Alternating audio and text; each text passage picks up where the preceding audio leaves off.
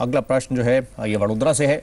ये प्रश्न है मीता भटनागर जी की तरफ से और इन्होंने ट्रांसफर सेंट्रिक ये प्रश्न पूछा है। आपने अपने प्रश्न में बताया आपका जो आउटस्टैंडिंग लोन अमाउंट है 16 लाख है। टेन्योर आपने 16 ईयर्स के लिए ऑप्ट किया था। रेट ऑफ इंटरेस्ट 10.5% आपने मेंशन किया। ये फ्लोटिंग पर है ना मैम? आपका जो लोन है,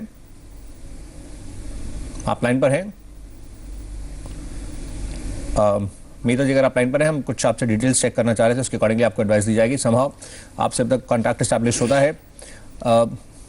आप बता सकें अभिषेक साहब, जिस तरह से ये मूव करना चाह रहे हैं, स्विच करने का इनका जो प्लान है, क्यों ना उससे पहले उस ऑप्शन को एक्सप्लोर किया जाए, जो एग्जिस्टिंग लेंडर है उससे ही पहले संपर्क स्थापित करके उसको बताया जाए और वहाँ पर अगर कुछ पॉसिबिलिटी एक्सप्लोर ये कर सकें, वहीं पर कुछ लो रेट पर अगर कुछ क्लिक हो सके, क्या आप पहले उसको चेक कर सकते हैं? जी हाँ, बिल्कुल। देखिए, जब से ये प्रावधान है कि जब जो भी आपका फ्लोटिंग रेट है और फ्लोटिंग रेट को आप क्लोज करते हैं तो कोई भी आपको पेनल्टी प्रीपेमेंट की देनी नहीं पड़ती है, फिर प्री क्लोजर की। और डेफिनेटली बैंक ज़्यादा अग्रेसिव हो गए हैं रिटेन करने के लिए। तो अगर ये चाहें तो डेफिनेटली पहले इनको अपने बैंक को अप्रोच करना चाहिए। कई बार क्या होता है कि जो नया स्कीम है उसमें ट्रांसफर कर देते हैं ये with in the bank itself. तो डेफिनेटली ये इनके लिए पहला ऑप्शन होना चाहिए।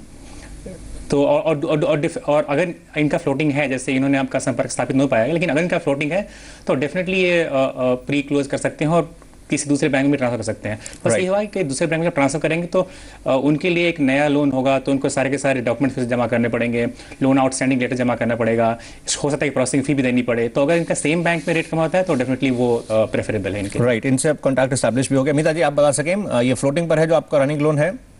हाँ जी, फ्लोटिंग पे है। और आपने अपने एग्जिस्टिंग लेंडर से बात की, कुछ चेक किया आपने जो आप ये ट्रांसफर करने का सोच रहे हैं, उससे पहले कि आप उस दिन फॉर्मेलिटीज में आप जाएं, सब कुछ चेक करें, क्या जो मौजूदा लेंडर है उससे आपने चेक किया है? आपके लिए कुछ और अगर ऑफरिंग हो सी बैंक में, उसी आप बता सकें। सर, अभी मैंने चेक नहीं किया।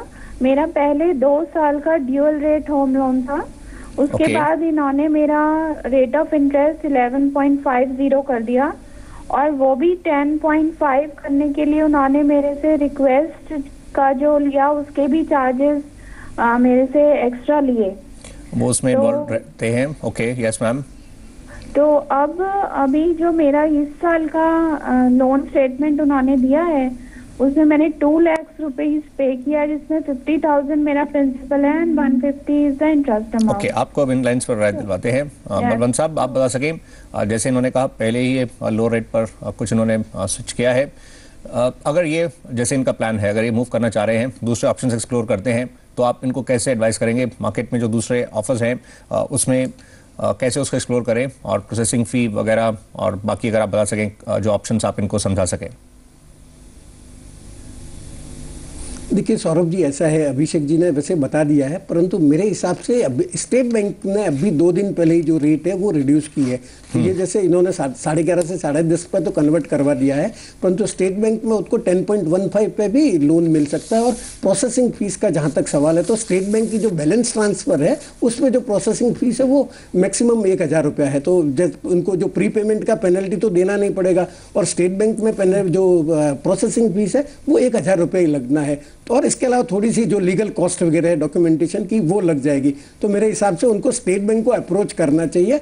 और जैसे अभिषेक जी ने बताया कि अभी बैंक्स बहुत आतुर है लोन देने के लिए, तो स्टेट बैंक में मेरे हिसाब से उनको 10.15 में लोन इजीली ट्रांसफर हो जाएगा। राइट, ये आप इसके तहत आप मूव कर सकते हैं। ये कुछ डिटेल स्क्रीन पर है। अगर आप यहाँ पर मूव करना चाहें, बाकी भी जो कुछ विकल्प आपके समक्ष बताए गए हैं जैसे आप मूव करने का प्लान कर रहे हैं, ऑल द बेस्ट। हम एक छोटे से ब्रेक के लिए रुक रहे हैं, हम जल्द ही लौट कर आते हैं। बातचीत आज हो रही है लोन बाजार पर।